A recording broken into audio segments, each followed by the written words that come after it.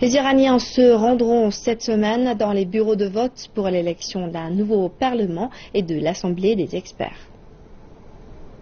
Il s'agit d'une vive concurrence de plus de 290 sièges au Parlement iranien. Les dernières élections parlementaires remontent à 4 ans et cette semaine, les citoyens se rendront dans les urnes pour voter. Il y a plus de 6000 candidats qui se présentent pour le mandat de 4 ans, un record dans l'histoire contemporaine iranienne. La bataille politique se joue entre les conservateurs et les réformistes. Chaque parti déploie toute sa force politique pour remporter une majorité. Nombreux pensent que les conservateurs ont le dessus, contrôlant le Parlement ces 12 dernières années.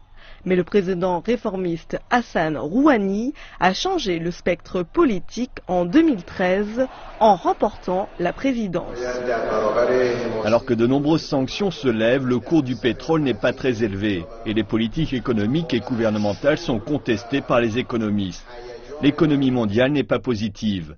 Si le président Rouhani est capable d'améliorer l'économie, il sera facilement réélu.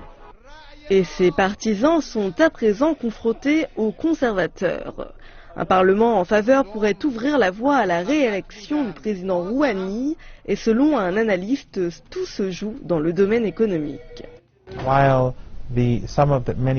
L'Iran continuera d'observer les États-Unis avec précaution, mais étendra ses liens avec la Russie et la Chine et d'autres pays de l'Europe.